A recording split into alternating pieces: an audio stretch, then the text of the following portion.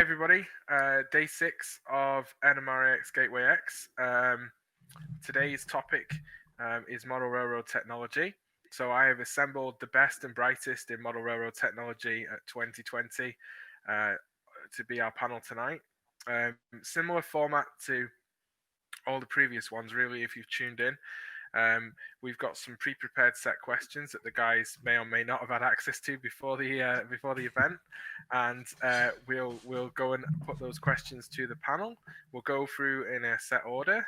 It'll be the order in which I introduce the folks, and then we will go to Facebook if there's time, and we'll look at the Facebook post. We may not have time tonight because it's quite a big panel, so we may just take a few selected questions from the chat. So as we go through the roundtable, pop your questions in the chat on YouTube or Facebook. Brad, our technical assistant in Australia, will note those questions down in upside down Australian terms, and then he will ask the questions to the panel, or say the questions, and we'll go through with the panel at the end. Okay, dead simple. That's what we're going to do for the next hour or so while we're here. So with me tonight, I've got Brooks Willig, who is in Texas and has been hosting for us during Gateway X. Also has his own model railroad business and is a sound engineer by profession, so quite good with technology and all that kind of good stuff. We've got Bruce Petrarca, MMR, from Model Railroad Hobbyist, who's joining us this evening. And then we've got Michael Peterson of Iowa Scaled Engineering, and his wingman, Nathan Holmes, also from Iowa Scaled Engineering, the home of the Proto Throttle. And lots of other great technology, but we don't just know them for the Proto Throttle. And at the bottom of my list of people is Speed, at the bottom of the helix, holding up the whole conversation. Speed Mueller from Texas, who is a technology person by trade, so has some quite interesting technology on his layout and is great for on the panel. So that concludes our panel. That's the order in which we'll go to answer the questions. And just on cue, somebody sends me a message and wipes a question out. So question 1, guys, is, and this is for all time, not just in recent years, what do you think has been the number one technological advance in the hobby of model railroading? Brooks?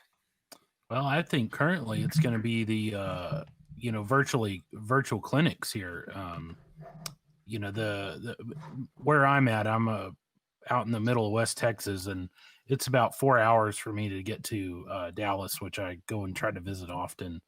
But since becoming involved with Modeler's Life, now with the Gateway NMRAX, I've really gotten more glued into the hobby and helping my advancing with that. And of course, I think we're on the golden front of just the railroad hobby in general. With we've been talking about 3D printing, Arduinos, just gives you a really avenues that you can go down and go as complicated as you want or as simple as you want. Okay, thanks, Brooks. Bruce? Well, given my background at Litchfield Station, I have to say DCC. But DCC is kind of plateaued in that it's getting fairly well received. There's a lot of people using it. It's being advanced into power on board radio control situations and all that. But the actual systems that are coming out from all of the manufacturers really have not advanced much in the last 8-10 years. Unlike, if you look around in the computer industry and various other things. So I'm a bit disappointed in the manufacturers on that side. There's a few interesting things that have come along. And I think, the next guys are going to talk about that a little bit. But it's still not as user-friendly as it should be. Let's put it that way. Okay, cool. Thanks, Bruce. Michael? Yeah, I'd have to agree with Bruce. I think DCC, that in my book, is the the number one technological advance. It's enabled a lot of things to happen. We have the sound decoders that we have today.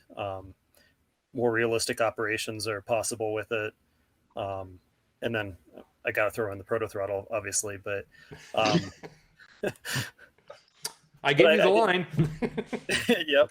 I think DCC though, to me, is probably the biggest technological advance so far.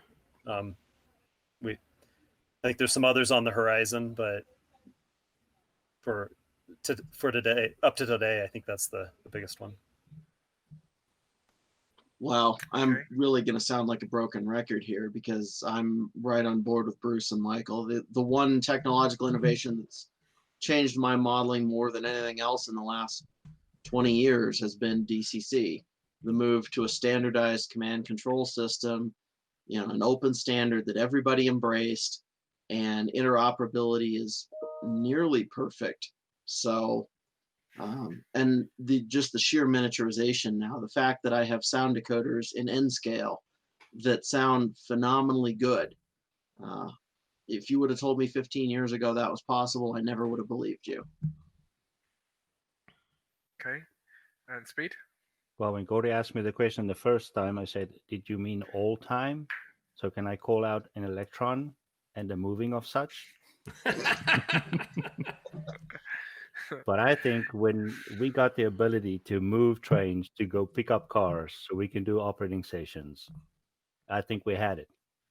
All these other things that you guys talk about is just benefit, makes it nice. But in order to move a locomotive was key to me. Okay, cool. That's a great start. Great kickoff. Okay, so the second question that we had was, and you can't say the same thing as what you've just said.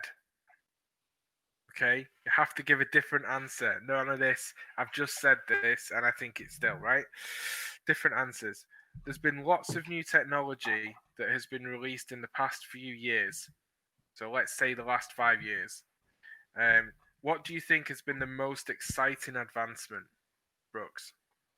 Well, I would have to say the proto throttle. I don't own one myself, but I do plan to get one. And I think for as far as operations go, it's going to really provide a bunch of good realism to operating a locomotive. And especially when you get into doing two-person crews and one's actually operating the locomotive, you really got to think ahead with braking and speed throttle changes when you're doing it, just like you do in the real world.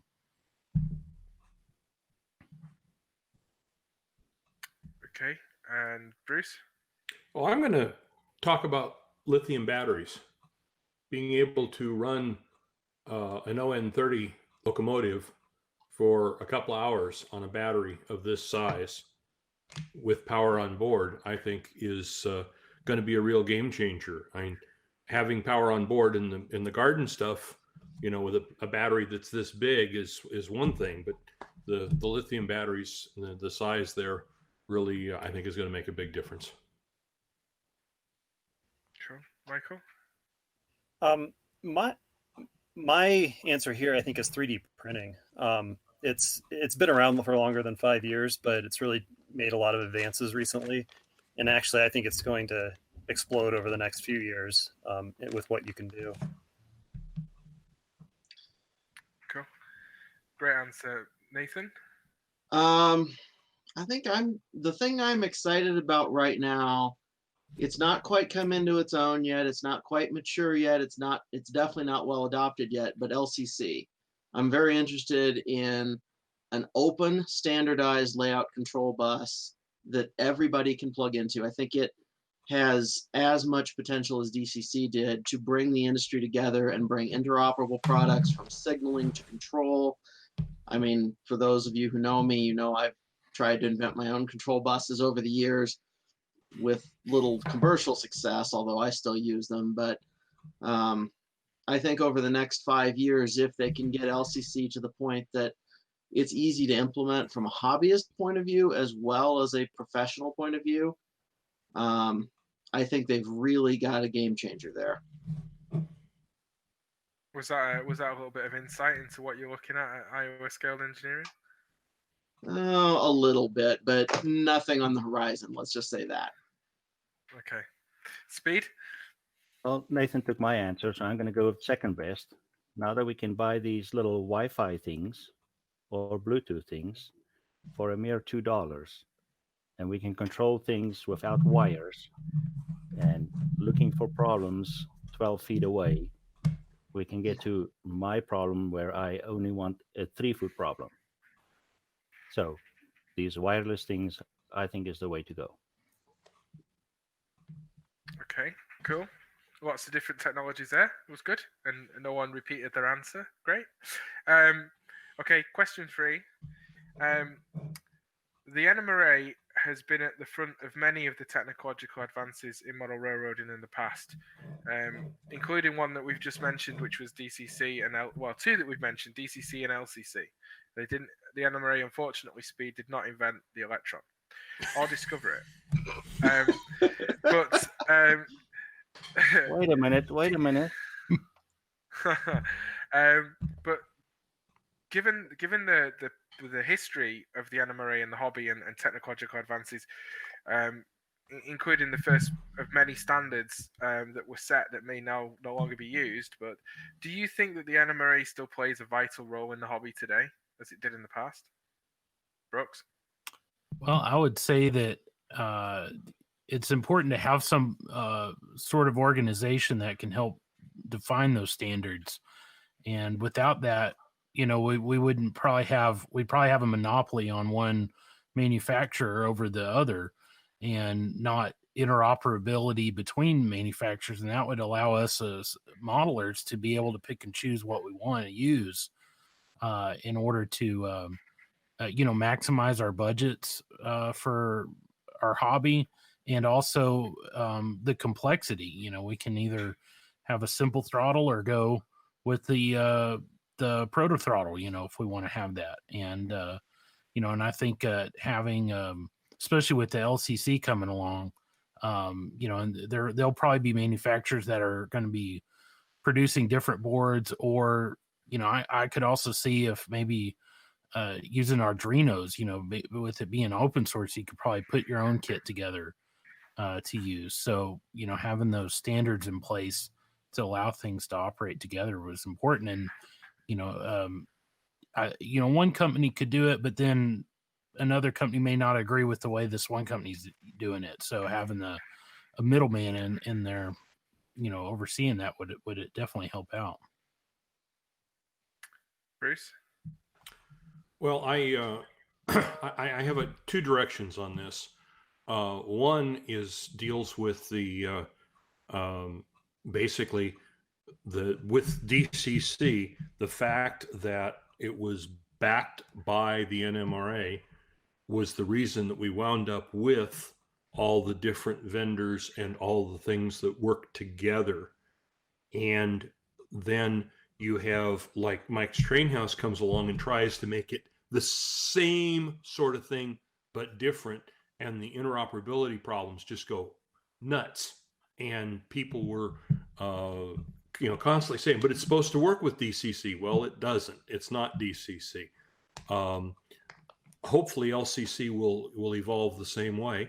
And I believe that's a very important place for the NMRA. Also, the discussion about 3D printing brings up the whole aspect of the achievement program.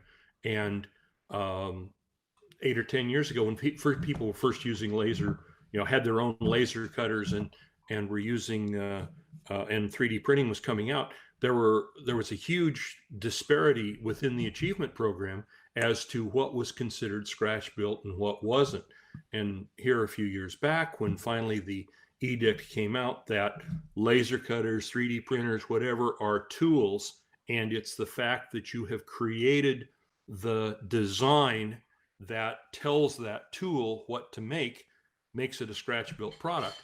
Those are the kinds of things that will not drag, but pick the wrong word, that will create the demand for these new technologies, because now say, okay, well, there's a point in my owning a 3D printer. I can make my own whatever, and if I put it on a model and I have it evaluated for the AP program, or I put it in a contest and have it judged, I can count it as a scratch built item because I put a lot of work and effort into it. Even if you send it off to a third party and have them make it, as long as you design the software. And I think that's really important. Okay, and Michael? Yeah, I think the NMRA can play a role here in connecting people and bringing ideas together when the industry has developed different approaches to things.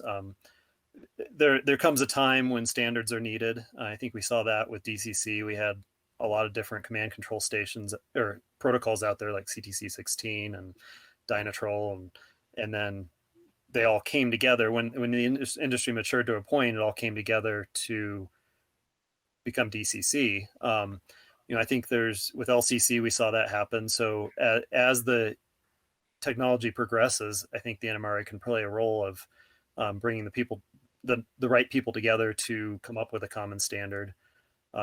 Personally, I'd like to see some standardization in sound decoders, but I don't know that will ever really happen. There is a fine line there between standardizing and restricting innovation. Certainly, we don't want to see innovation restricted. Okay, cool. Nathan?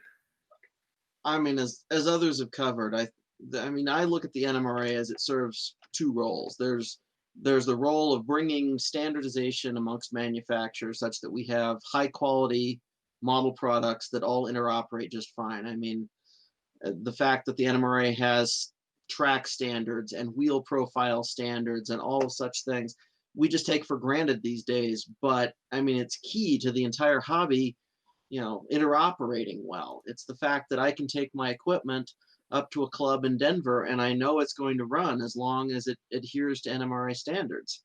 And that part certainly is absolutely critical. There has to be a body fulfilling that role, or all the gains we've made in the last 70 years are just going to fall apart. And then there's also the social aspect, the bringing modelers together, the achievement program, the national conventions, the clinics. That's the part that I think there's definitely a role there. But I sit on the board of two other organizations. One's a Railroad Historical Society, one's a different kind of historical society. And just getting people to join these days is tough. So you've got to make a compelling argument that, the NMRA is here. The NMRA brings value to the hobby that you're not going to get somewhere else. And clearly the social aspect of model railroading is important. We all love to go to operating sessions. We all love to go to meets. So that part's important. It's just convincing people to invest in it that's going to be the tough sell, I think, coming up. And I hope the NMRA can pull it off because I think it's an important part of the hobby. Cool. Thanks, Nathan. Speed? I think they are extremely relevant. If you look at what LCC is bringing to us, the only thing we need is a few more manufacturers building product for us, and then is it Lionel that says it's going to explode and we'll be all covered with goop? Yeah, I mean, do you think if Iowa Scaled Engineering made a node for LCC, they might sell 100 of them? Yes, maybe. 100? Really? Just 100? I'm channeling my inner Scott Thornton here. We'll get to the numbers on the Proto Throttle in a second. Okay, the final question to go back round the loop, and then we'll attempt to go to Facebook. I warn you that the internet connection in Orkney is currently very bad, and I am struggling, so Brad's going to drive Facebook tonight. But before we get there, one final prepared question. If we were to all sit together, hopefully not socially distanced and with a beer, in 5 years' time to reflect on the past 5 years. So if we were to sit together in 2025 and look back on the 5 years from now to then, what do you think would be the technological advance we would say was the most important in the hobby during that time, Brooks? Well, I think it's going to be probably remote operations, and also, I could see continuing doing virtually, even if we are meeting in person. I've attended other club meetings and remotely, and I think being able to have that, it allows divisions and even regions to be able to incorporate and be able to have more people interact and be active in the NMRA organization and the hobby together. And I think this is especially with the advent of the NMRAX, it's really we're gonna have the explosion that Lionel talks about, I think. And then also, technology just keeps changing every day. And in the sound and lighting industry, we've gone from analog audio consoles to digital, and now we can send thousands of channels of audio down a single cable. So, with the LCC coming out with the possibilities are going to be endless. It's just going to be however much everybody else that gets together and makes things. It's going to be, I can't imagine what it's going to be like. So, Okay, Bruce. Well, I have to say, excuse me, that the whole virtual meeting situation has so changed things just in the last 3 months, 4 months, that we're seeing. I'm going to division meetings that I never even thought I would go to, and the EduTrain system came along a while back. It was okay. This is going to be a way that people can take your clinic and present it at another location. Well, now you can do it yourself at another location. It's becoming wonderful. Look, 5 years from now, looking back on what's going on now, I think we're going to have the power on board situation down to where it's fairly straightforward in HO and maybe even in N. You were talking about decent sounding N scale locomotives. When I sold Litchfield Station 10 years ago, and the fellow that was working for me then was an N scaler, and he was putting 2 speakers in a Tsunami in the Bachmann 2882 in N scale, and getting some pretty decent sound out of it, which, you're dealing with the physics of the wavelength of audio in something that small. And so I think we're going to see more of that. And the Bluetooth communications giving us more things we can do that way. So I think we're going to see a lot of interesting stuff. And right now, I don't think what's going to change in 5 years? There could be something huge that comes out, later this year, and it completely changes everything.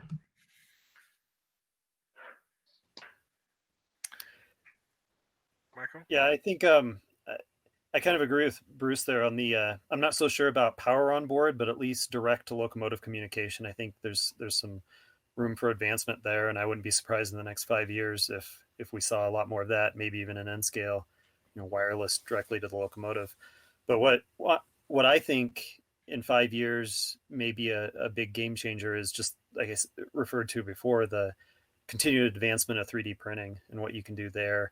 I think that's going to continue to advance new materials, new print methods.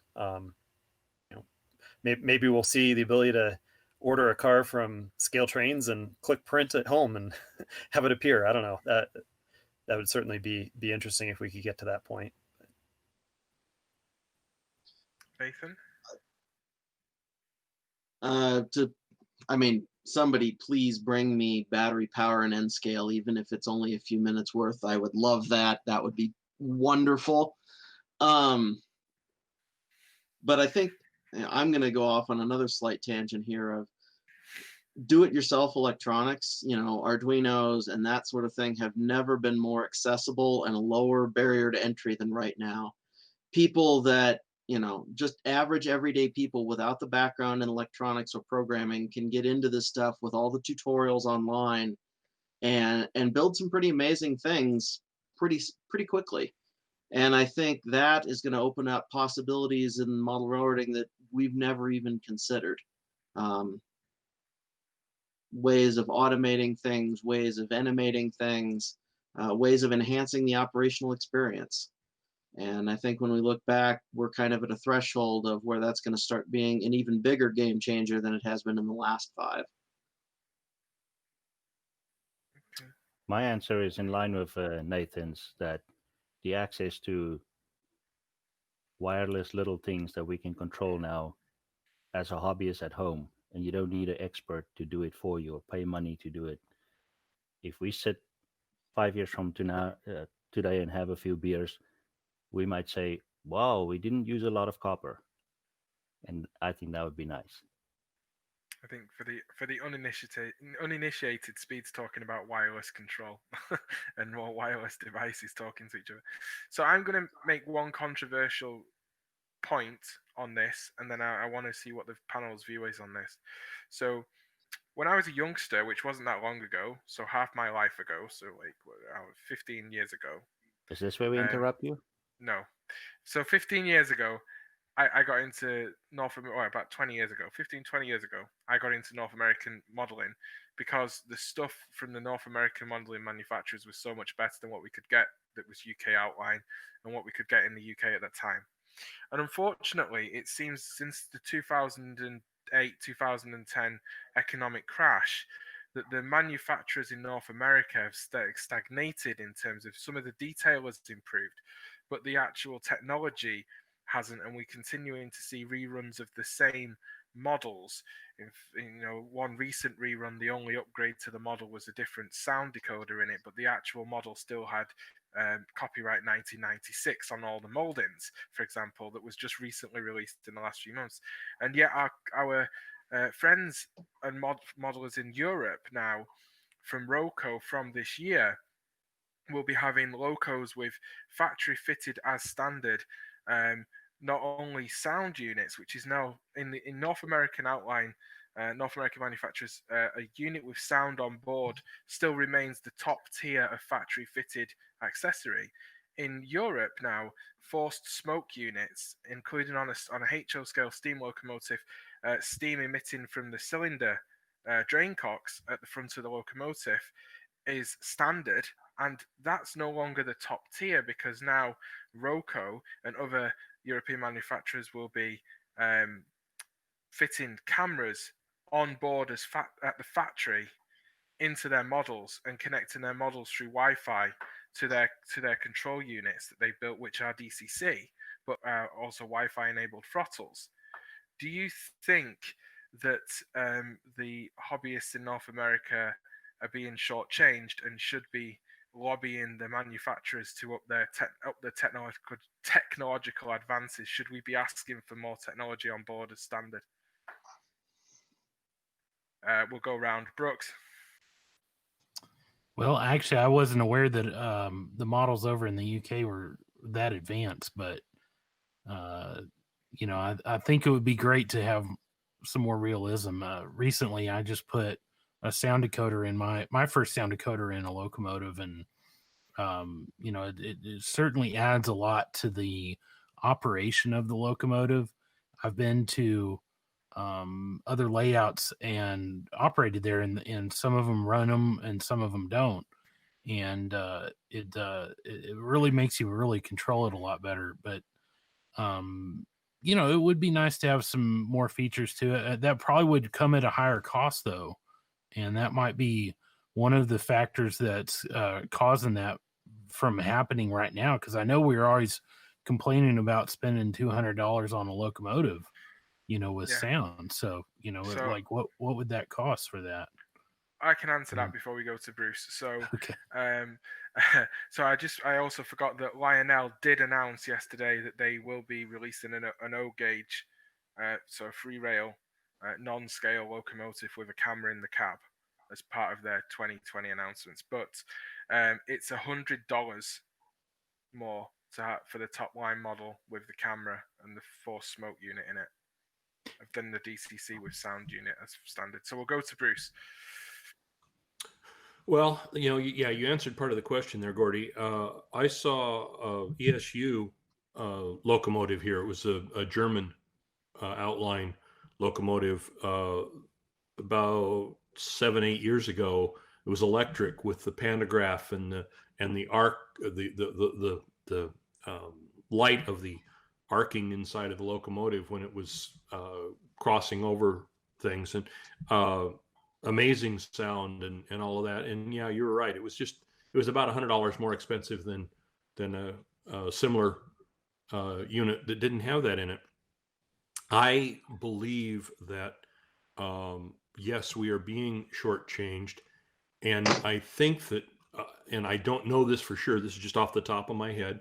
I believe that, for example, that ESU unit that I saw was one that was being produced in Europe, and the issue here is the American manufacturers have, for the most part, sold out to China and have become driven by the Chinese pricing, their tooling, the whole situation there. And I think that's where it's kind of stagnated, is that we've given up our ability to change and tweak the manufacturing process because we've turned it over to them. And I think we are being shortchanged in the short answer. Okay, thanks, Bruce. Michael? Yeah, like Brooks, I wasn't aware of what you guys had available over there in Europe. So sure, bring me diesel exhaust in N scale. The manufacturers seem to be doing well. Their products are selling, but there's always room for innovation and advancement. And I think we as consumers should encourage that, should ask for that, and look for it. That's fine. Thanks, Michael. We'll go to Nathan. I'm going to offer a bit of a contrarian answer just because that's who I am. I mean, you mentioned things like wire. I was also not aware, steam from the cylinders. That's actually amazing. I would love to see it. And yes, that sort of thing, I agree. If that's possible, then why don't we have it here on American prototypes? And maybe it's the American market won't bear the price, but I can't believe that given, Athearn's selling price for the big boy and how well those have apparently sold based on what I've heard. So people complain about the price, but I'm not sure that closes their wallet. But when you start talking about other technological interface or innovations like wireless control, I'm much less interested, and I would not be part of the market because there's no standard set for wireless control. Everybody's got their own. And inevitably, they're probably not going to release specifications for the radio and the data stream and everything else. So I'm not interested in vendor lock-in. If we're going to do radio, I'd like to see the NMRA set a standard on it, be that a direct LCC connection or, a lower complexity standard of essentially DCC over radio. But, a lot. Yes, Bruce? So Nathan, just to want to clarify something, they're not having a separate Wi-Fi control. They've brought out Wi-Fi throttles for DCC, and it was specifically that their locomotives are coming as standard with IP cameras in the cabs at both Okay, ends. I must have missed a word or two there. I thought you said the locomotives were coming with Wi-Fi control direct to them. No. And I mean, I know that's possible. No, it's Wi-Fi. They've got Wi-Fi IP cameras in the cabs of the locomotives. Oh, yes. In which case, I definitely feel we're getting shortchanged. I want one of those. Let me back the whole contrarian answer out. Yeah, I mean, considering that the cameras are on eBay for like $5, so right. And okay. Contrarian off.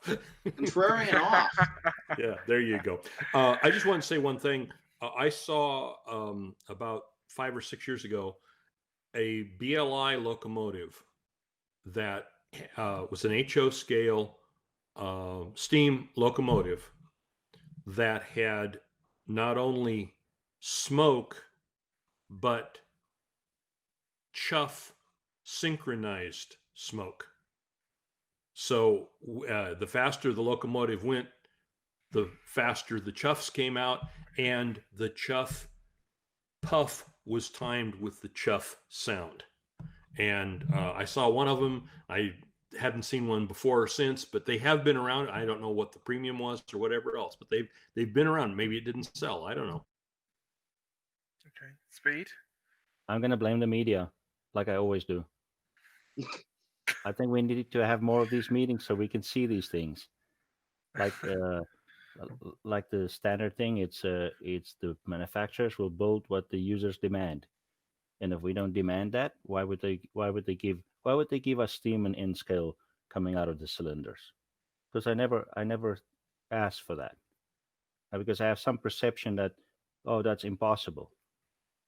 But if we think outside the box and start asking things that we would like to have instead of just what we think is possible, then maybe we would get more. Yeah, I think the old Henry Ford, I'm going to get this wrong, but the old Henry Ford adage of if you ask the people what they wanted, they would have wanted faster horses. When the Model Ford T was designed, then I think it's a similar thing. Okay, so we've exhausted the pre-prepared questions. The last question there about manufacturing was not planned.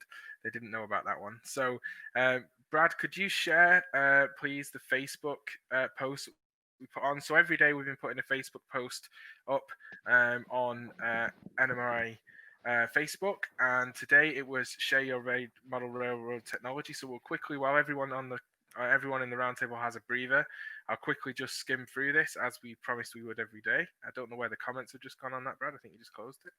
There we go. It's open, closed, open, open the comments. Go on, do it. There you go. Scroll down now. Okay, so Lloyd there shared a picture of his random number generator to give for a scale track using an Arduino. Another example we talked about of open source technology that we can use. Go on. Next one. Gordy, it says it's not a random number generator. It's an actual it's not a random weight. number generator. Oh, it's actual weight. Sorry, Lloyd. It's actually weighing. That's cool with Arduino. And there's how he built it. So quickly, we don't need to open all of these. We haven't got time. We want to go to some in the chat, but that's great. So everyone go and check this out. Brad, open that. Right, Brad, what's that? That's a Raspberry Pi running a Sprog. So that's the heartbeat of my layout. Is it a bit crunchy with that plastic crust on it? If you put a bit of cream or custard with it, it's not too bad, yeah. Oh, that's okay. And what's the other picture you've got there? Is this showing all of your how that all fits together as a Correct. DCC system? So talk through what we're looking at there. Top right-hand corner, that's the Raspberry Pi. The big white box next to it's the network Wi-Fi access point for down in the layout room. Ethernet hub to the left of that. Directly down below the Raspberry Pi is the main switch, so that there controls power going to the layout or to my workbench. And then from there, we go down into some boosters, some Tam Valley boosters, across into some reverse loop modules, and then out into the layout as needed. Based in, Awesome. I've got 2 layout levels here. Did you have to make us look bad with all your 90-degree turns there? What would you rather, 45s speed? I'm just saying you're making us look bad. Speed prefers a few spirals in there, a few wiring helixes. Okay, and Brooks, you've posted something there. Open that up. Let's have a look. Right, Yeah, what we're looking at. That's an industrial programmable controller. I've got a few of those left over from my parents owned a foundry, and I started out, learning about these, and these are way overkill for a model railroad. But since I had them, I was been thinking about trying to use them. But I think that's probably a 30-year-old controller. Of course, their build's a lot more rugged, but you could, with what we have now, you could do a lot more with in a smaller package than what like industrial. And of course, they still use those today, but the Adreno is definitely the way to go. Cool.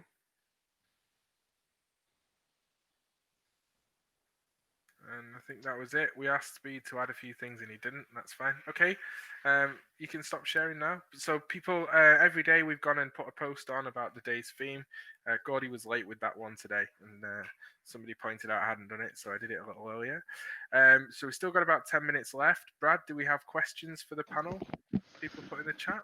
We've got a couple of questions. The first one was asked by Kent. He asked, what tools and technology are we using to broadcast this stuff out around the world? Interesting. Okay, so we use a meetings.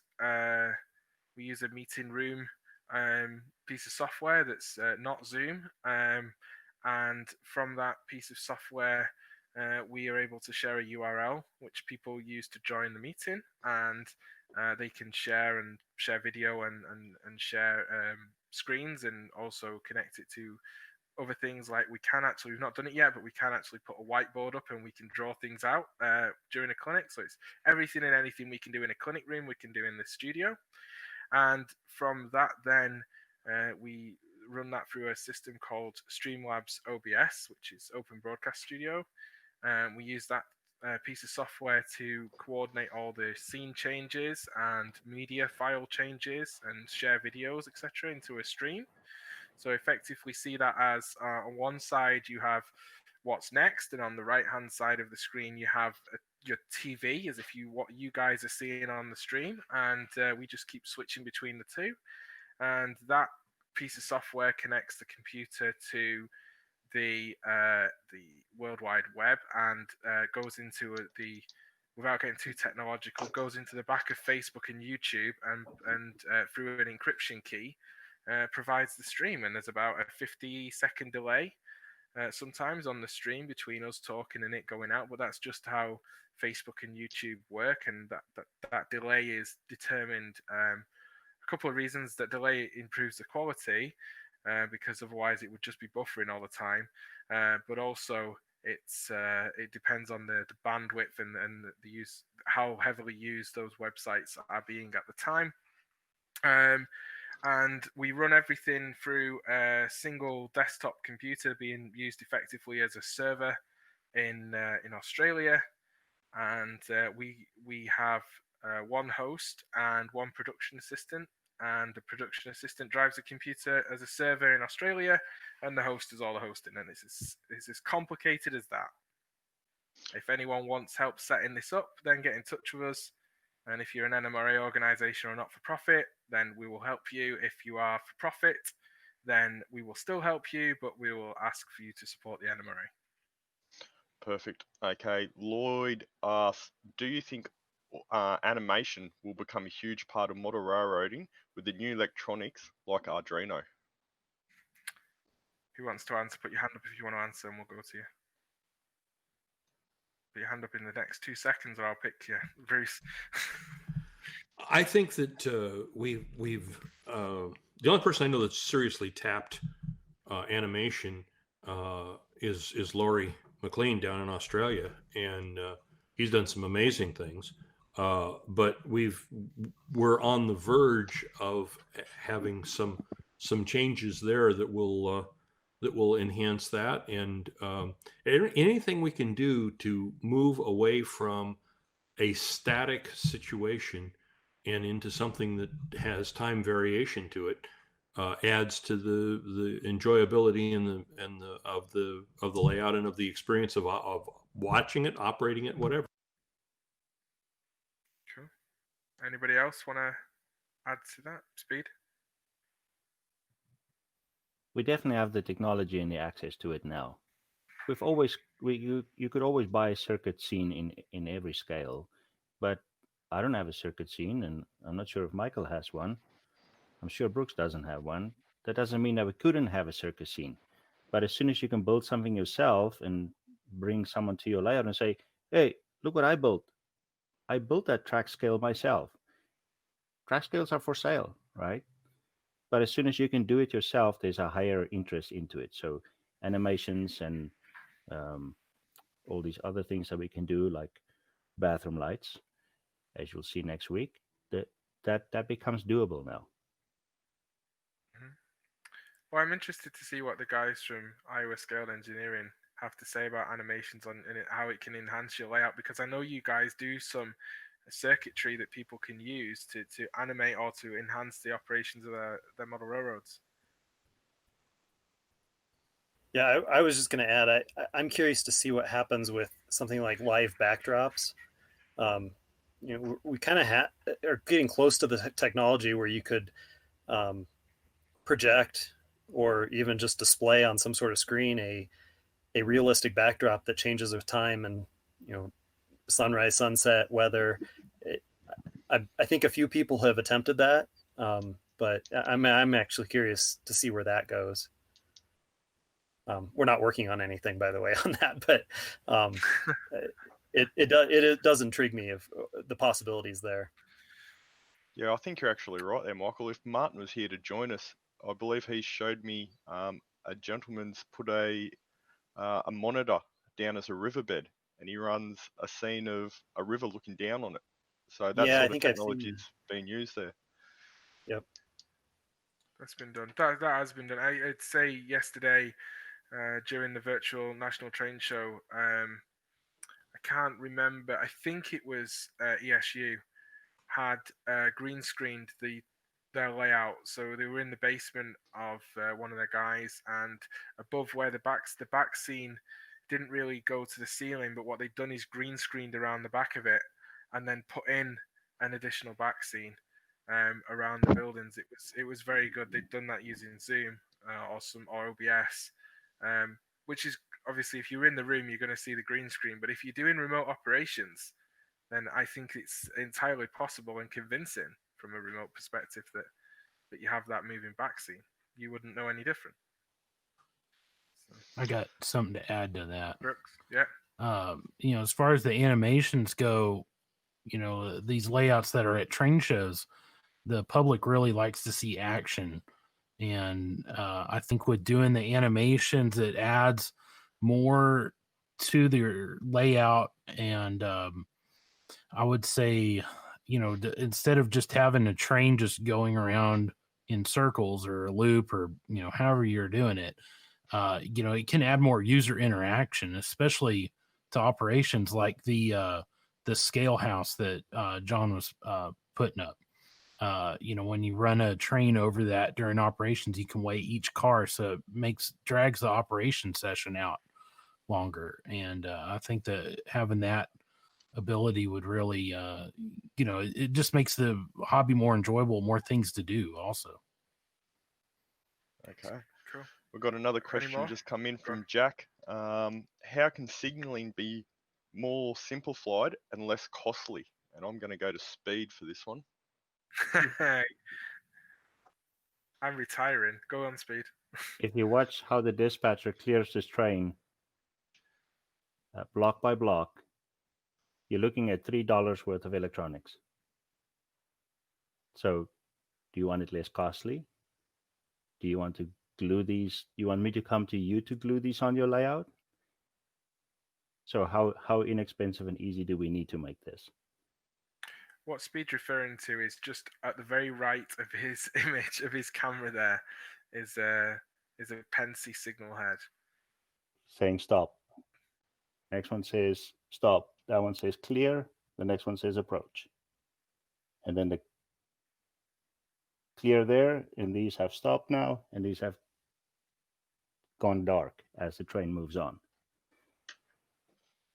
Okay. And if Brooks wants this, I'm going to charge him $3. And it's a wireless thing that looks just like that. Okay, Brad, is there any other questions? Otherwise, I have one very good final question that was on my emergency question list that I want to ask.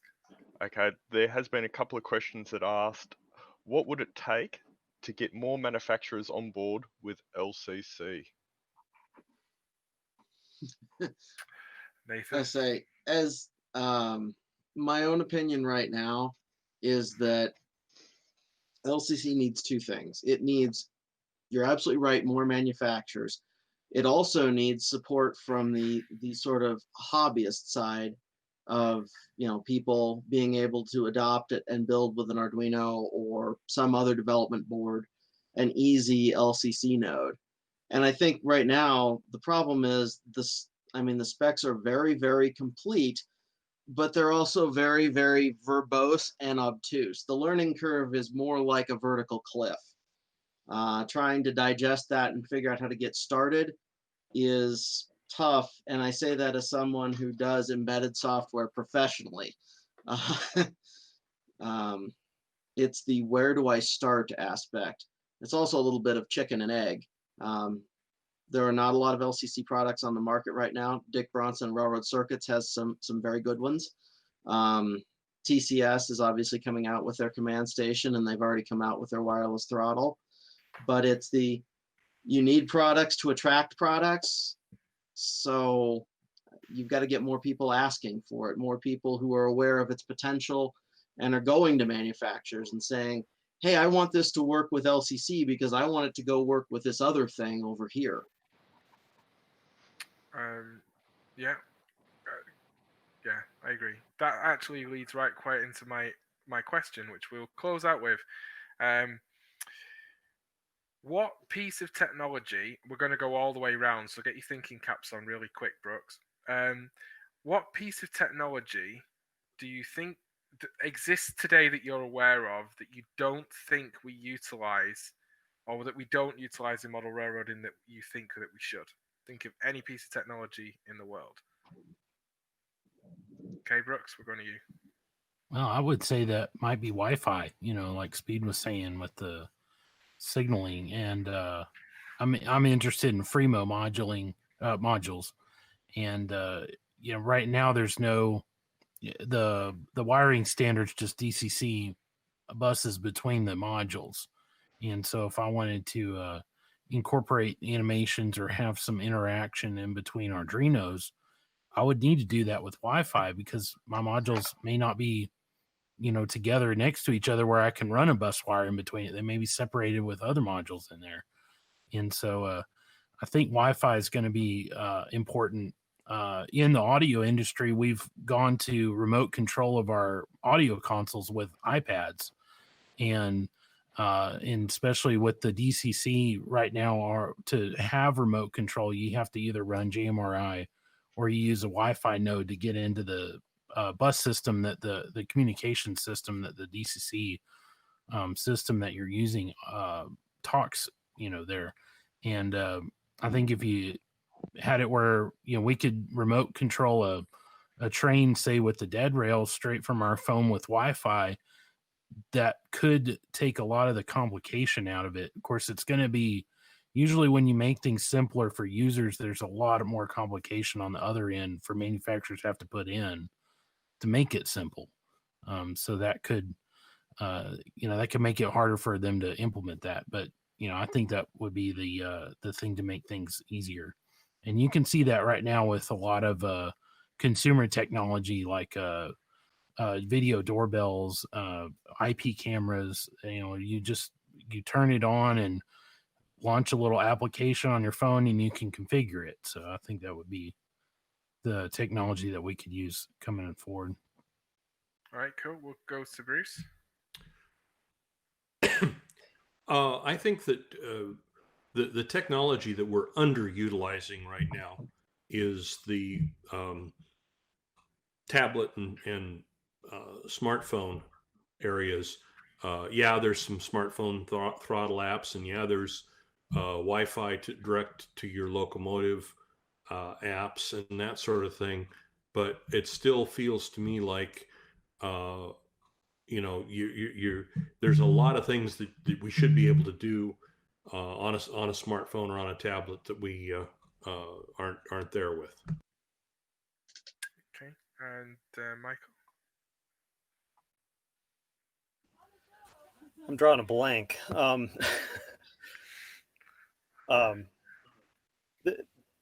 I'll go back to one of my previous answers. I think there's a lot we can do with 3D printing. Even some of the model manufacturers, we're seeing that today. They're starting to get into that, but there's probably more they can do there. Maybe even to go back to the other question you asked of some of these features that we should be asking the manufacturers to provide. Can 3D printing on the mechanical side provide some of that? Some in terms of details on the locomotives, road specific or even unit specific details. Is there a way to use that technology to make that affordable? Thank you, Michael. Nathan? Yeah, I'm drawing a little bit of a blank here too.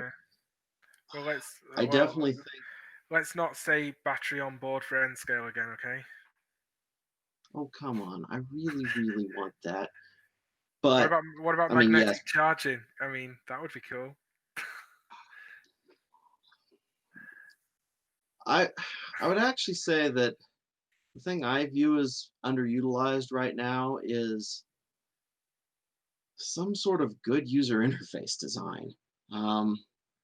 Users have a lot of problems configuring technological products in the model railroad sector. And I don't have a good answer for this. If I did, I would have already built it into some of our products. But just going through some of the support emails of trying to get users to enter things as simple as an SSID into a configuration file, or walk them through menus. I think there's been a lot of good work on user interface design in all the other sectors that we have not taken advantage of in the model railroad technology world. And this goes back into smartphones and tablets and this sort of thing that people are very comfortable using. Can we design a better way to configure model railroad products? CVs on locomotives, DCC systems. Is there a better way to do it? Okay. And speed? Nathan has it spot on there. There's a lots of questions in the chats about what would it take to bring LCC to the masses. Just like when we had CVs way back then and you had to subtract 32 from a hexadecimal number. No. So please, LCC, never again show me a 64-bit message identifier. Give me something where I can make an event-driven something like a track that goes occupied, and I drag a line to a signal that needs to go red. Right? Why would I need to copy and paste numbers that is way beyond the thinking of my short brain here at the bottom of the helix? So neither should that be needed by Bruce. But that was Nathan's answer. My answer is we need more technology that uses electrons, moving electrons.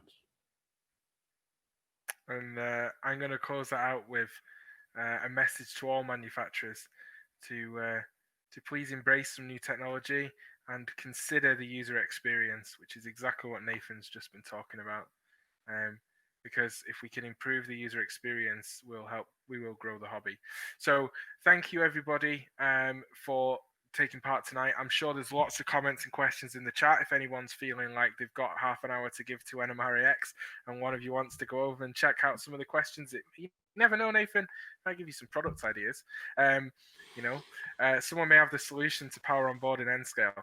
So thank you to the panel. We will disappear now and get the next clinician in and start the evening show. We're going to kill the stream in just a wee second, so Pat's clinic will start a little bit later. If you're on YouTube, go back to the channel, watch for the next video to go live. It will be July 17th, part 3. And if you're on Facebook, stay on the Facebook page. Follow the Facebook page, you'll get a notification that we've gone live. If you're in the Facebook group, you just have to wait a few minutes while Gordy resets it. But thank you everyone for sticking with us. This is Gordy out now. For me, the rest of the team will handle the rest of the convention. So thank you to my team, and thank you to all our clinicians and everyone that's taking part in the roundtable, and to you, the viewers. Thanks, everyone. Thank you all.